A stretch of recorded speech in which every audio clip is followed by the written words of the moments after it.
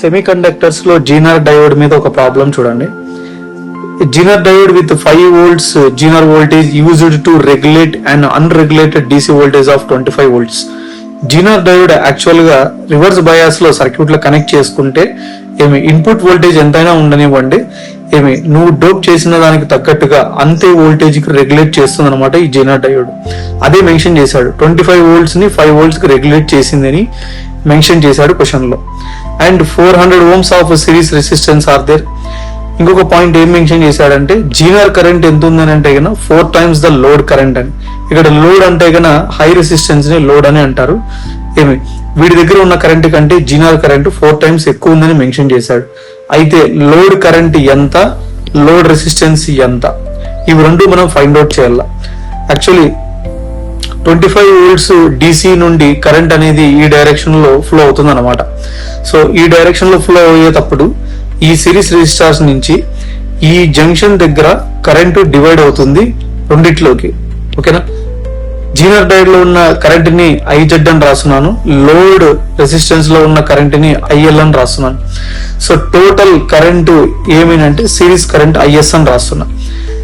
Kirchhoff current law ప్రకారము IS is equal to అంటే ఈ కరెంట్ జంక్షన్ వైపు వస్తుంది, ఈ జంక్షన్ దగ్గర రెండు కరెంట్లుగా విడిపోతుంది కాబట్టి ఆ రెండు కరెంట్లు కూడా జీనర్ కరెంట్ ఒకటి, లోడ్ కరెంట్ ఒకటి. కానీ క్వశ్చన్ లో మెన్షన్ చేసిన దాని ప్రకారం Zener current 4 times of load current ఉంది కాబట్టి IZ is equal to 4 times of IL. పైన ఈక్వేషన్ లో సబ్స్టిట్యూట్ చేస్తే IS is equal to 4IL plus IL. It is totally 5IL అవుతుంది అన్నమాట. రైట్, ఇక్కడ ఇంకొక పాయింట్ ఏమంటే జీనర్ డయోడ్ 5 volts కే రెగ్యులేట్ చేస్తుంది అంటే అర్థం ఏమంటే ఇక్కడ ఉన్న 25 volts లో 5 volts జీనర్ డయోడ్ దగ్గర మిగిలితే ఇంకా రిమైనింగ్ వోల్టేజ్ ఎంత ఉంటుంది అంటే టోటల్ పొటెన్షియల్ లో జీనర్ వోల్టేజ్ 5 volts తీసేస్తే సిరీస్ అంటే వీడి దగ్గర ఉన్న పొటెన్షియల్ వస్తుంది ఎంతంటే టోటల్ గా 20 volts. రైట్, ఇప్పుడు వీడి దగ్గర ఉన్న 20 volts నేను IS ని ఓమ్స్ లా ప్రకారం యూజ్ చేసి ఫైండ్ అవుట్ చేయొచ్చు. ఎలాగనంటే VS/RS అని, which is equal to 5IL అని. Right, IL is equal to what is VS అంటే 20 volts డివైడెడ్ బై RS అంటే 400 ఇంటూ 5 ఇటు వైపు తీసుకొని వచ్చేసాను. సో ఏమవుతుంది క్యాన్సిలేషన్ చేస్తే 5 1 is 5 4s 4 1 is 400s. So ఎంత అవుతుంది కరెంటు అంటే లోడ్ కరెంటు 1/100 ఆంపియర్ అవుతుంది. దీన్నే మనము 10 milliampere అని కూడా రాయొచ్చు అన్నమాట. రైట్, అలానే నువ్వు లోడ్ కరెంట్ ఫైండ్ అవుట్ చేసిన తర్వాత లోడ్ రెసిస్టెన్స్ కూడా ఫైండ్ అవుట్ చేయాలి. అంటే RL వాల్యూ ఫైండ్ అవుట్ చేయాలి. RL మీన్స్ ఓమ్స్ లా ప్రకారము V is equal to IR.